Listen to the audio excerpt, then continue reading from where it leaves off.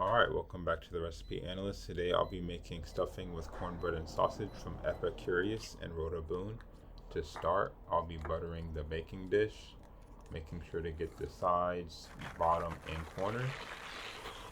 Next, I weigh out about half a pound of this French bread. The recipe says to use some country bread, but this worked just fine. As long as it's stale, I think you should be okay. And I tear it into small pieces. And then I cut about half a pound of cornbread as well, and then I cut that into pieces about the same size as the French bread, and I add that to the bowl as well. As long as they're similar sizes, I think everything should be fine so that they cook at a similar rate. Then I transfer that to a baking sheet so that I can dry them out and make them a little bit more crispy before I let them cool.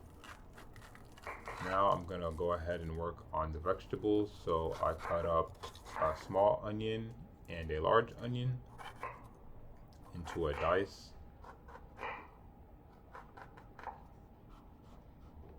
And cutting it crossways like this helps to create a pretty consistent dice. I clean my celery before cutting off the bottom ends, cutting them in half lengthways, and then chopping into pieces a little bit larger than the onions.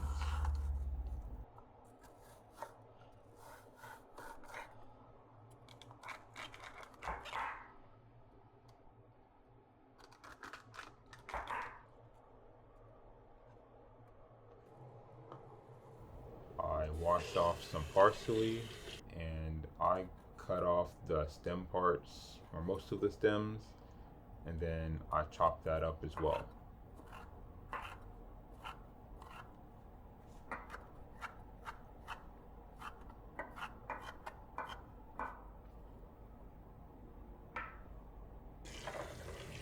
Now I'm gonna work on the herbs. So I have some sage, some thyme, as well as some rosemary.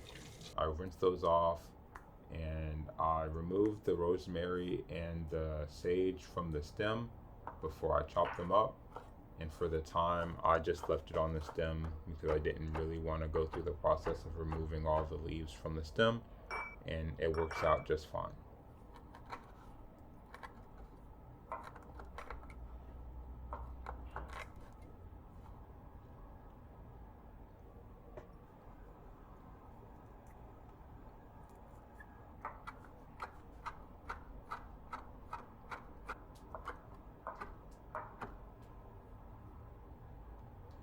I can just put those all in the same bowl since it's all going to go into the mixture at the same time.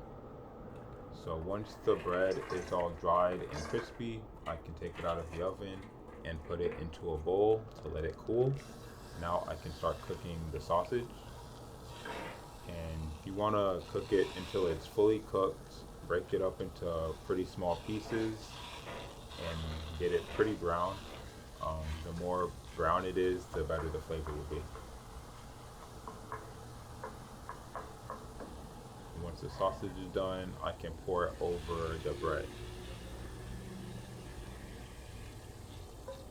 Now I'll melt some butter in that same pan before I add the onion and the celery.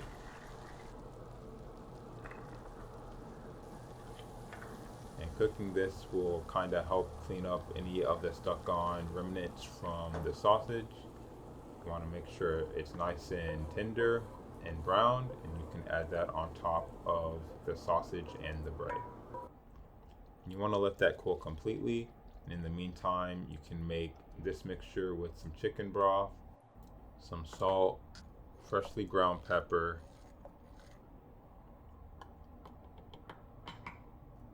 two eggs,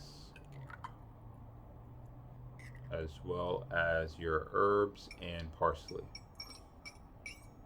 So of course you want to mix that all together and get your eggs broken up, and then you can pour that over the stuffing mixture with your bread, sausage, and vegetables.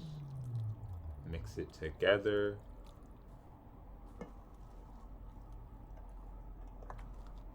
you can take your time here so you don't have a mess spilling out of the bowl.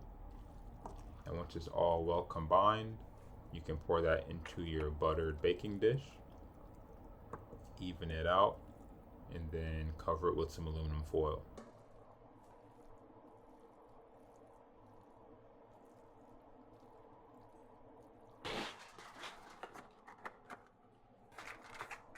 Then you can go ahead and bake it for 40 to 45 minutes or until the temperature reads about 160 degrees Fahrenheit.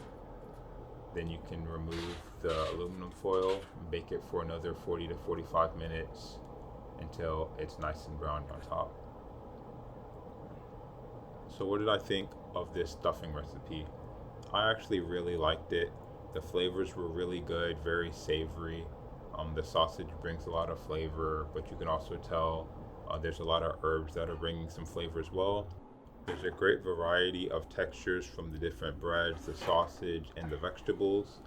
And overall, I just really liked this stuffing. I had no complaints, and I decided to give it a 10 out of 10. So if you have any recipes you want me to make, let me know in the comments. And as always, thanks for watching.